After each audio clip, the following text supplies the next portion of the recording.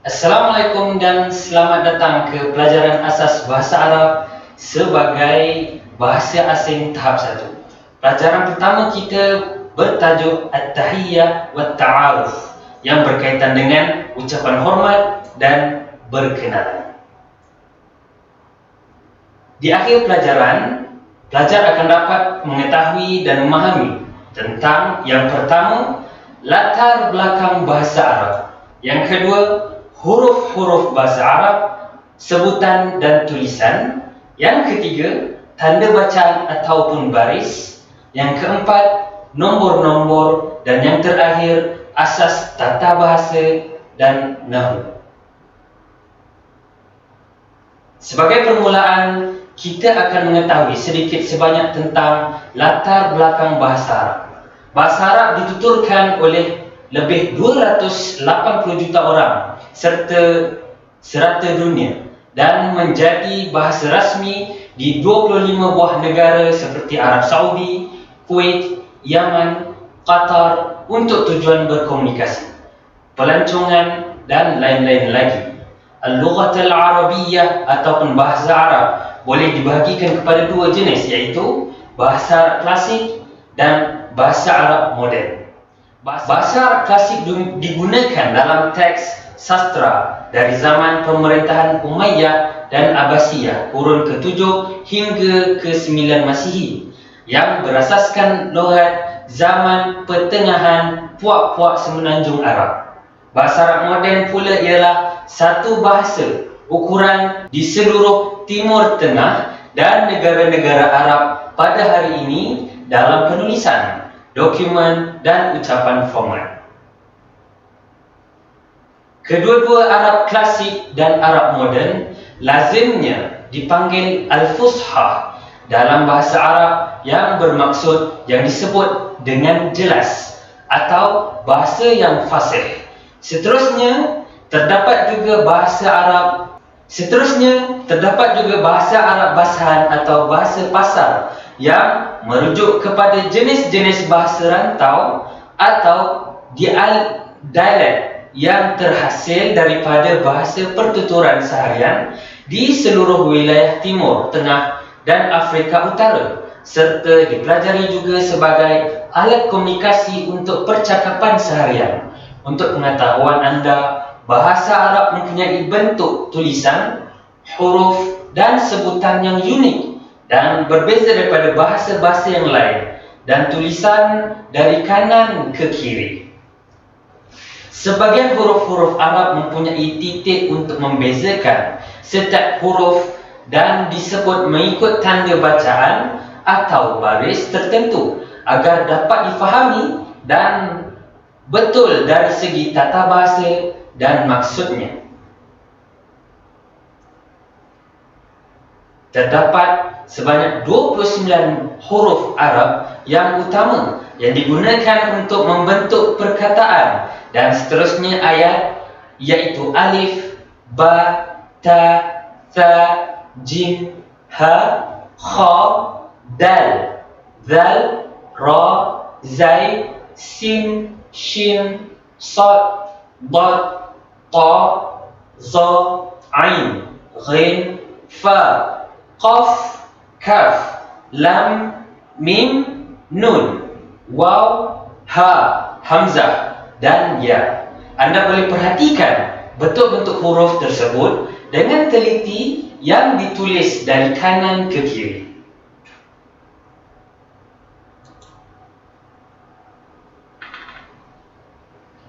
Huruf yang pertama ialah huruf alif dan disebut a, i, u, dan anda boleh perhatikan bentuknya di awal perkataan, di tengah dan di akhir. Huruf alif adalah huruf vokal yang mana huruf sebelumnya yang bertanda atas atau fathah akan dibaca panjang jika alif bertanda mati ataupun sukun. Huruf kedua ialah huruf ba dan disebut ba, bi dan bu. Huruf ketiga ialah huruf ta yang mempunyai dua titik di atas dan disebut ta, ti, dan tu. Huruf keempat iaitu huruf tha, mempunyai 3 titik di atas dan disebut tha, fi, dan thu. Huruf kelima ialah huruf jim dengan 1 titik di bawah dan disebut ja, ji, ju. Huruf keenam ialah huruf ha yang sama bentuknya dengan jim tetapi tanpa titik. Ia disebut ha, hi, dan hu. Huruf ketujuh dengan 1 titik di atas ialah huruf kha dan disebut kha, khi, khu. Huruf ke-8 ialah dal dan disebut da, di, dan du. Huruf ke-9 ialah zal yang sama bentuk dengan dal tetapi mempunyai 1 titik di atas dan disebut za, zi, dan zu. Huruf seterusnya ialah ra dan disebut ra, ri, dan ru. Huruf zai sama bentuk seperti ra dengan 1 titik di atas dan disebut za, zi, dan zu.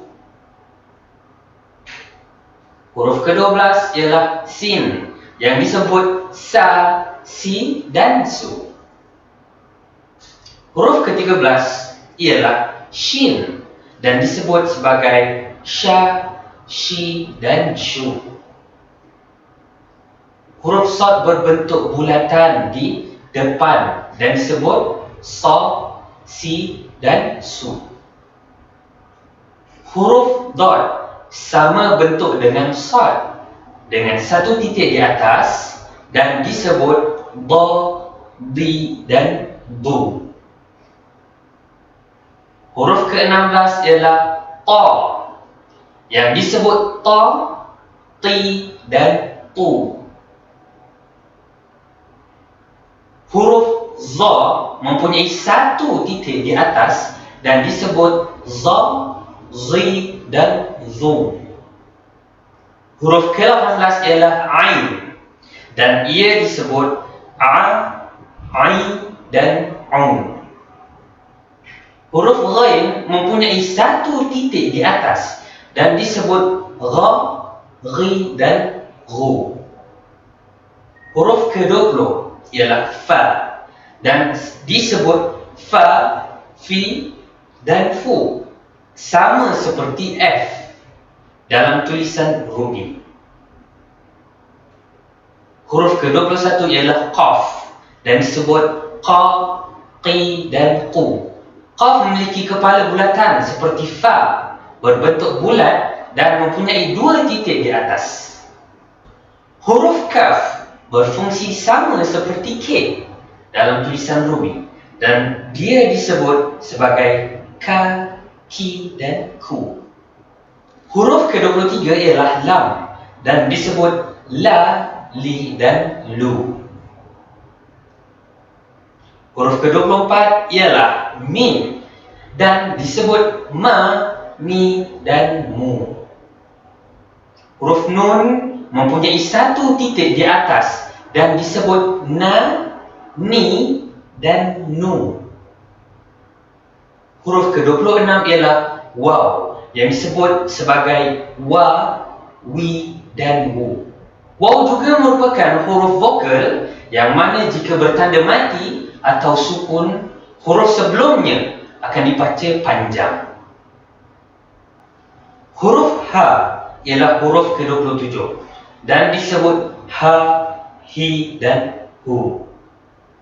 Huruf hamzah disebut a, i, u, sama seperti alif, tetapi huruf sebelumnya tidak dibaca panjang jika ia bertanda mati atau sukun. Kadang-kadang huruf hamzah kecil ditulis di atas alif, di bawah alif, di atas ya, atau di atas waw mengikut kesesuaian dalam perkataan.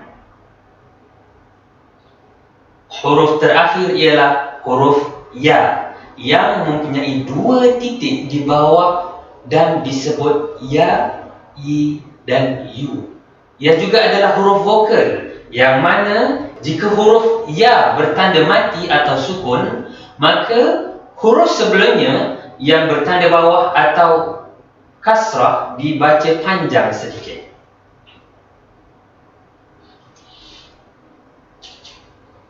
Terdapat 5 tanda sebutan yang utama atau disebut sebagai baris, iaitu yang pertama ialah tanda atas atau fathah yang berbentuk seperti garisan kecil yang menyerong sedikit dan terletak di atas huruf. Yang kedua ialah tanda bawah ataupun katrah yang berbentuk seperti garisan kecil yang menyerong sedikit dan terletak di bawah huruf. Yang ketiga ialah tanda hadapan atau dhammah yang berbentuk seperti huruf waw kecil dan terletak di atas huruf sahaja. Yang keempat ialah tanda mati atau sukun yang menunjukkan bacaan berhenti dan berbentuk seperti bulatan kecil dan terletak di atas huruf. Yang kelima ialah tanda sabdu atau syaddah yang berbentuk seperti huruf W kecil dan terletak di atas huruf yang menunjukkan huruf berganda. Perhatikan huruf ba, sebut pendek dalam keadaan biasa sama ada tanda atas, tanda bawah dan tanda hadapan. Namun demikian, apabila ditambah huruf vokal iaitu alif, waw ataupun ya yang bertanda mati, maka huruf ba akan dibaca panjang sedikit, iaitu ba, bi, bu, yang mana sebelum alif bertanda atas, sebelum ya bertanda bawah dan sebelum waw bertanda hadapan atau dhammah. Apabila terdapat tanda berganda, 2 di atas, di bawah atau di hadapan iaitu dhammah, maka ia dinamakan sebagai tanwin. Huruf ba yang mempunyai tanwin disebut ban, bin, bun. Begitu juga apabila ba dengan tanwin bersambung dengan alif disebut ban yang kebiasaannya terdapat di akhir perkataan. Huruf-huruf lain juga sama keadaannya, seolah-olah ditambah nun di akhir sebutan. Apabila huruf ba bertanda mati iaitu tanda berhenti atau sukun, maka ia disebut ab, ib, ub. Apabila ba bertanda sabdu atau syaddah, maka ia disebut abba, abbi dan abbu. Seolah-olah terdapat 2 huruf ba, satu bertanda mati atau satu bertanda sukun dan satu lagi bertanda atas. Begitu juga dengan huruf-huruf yang lain.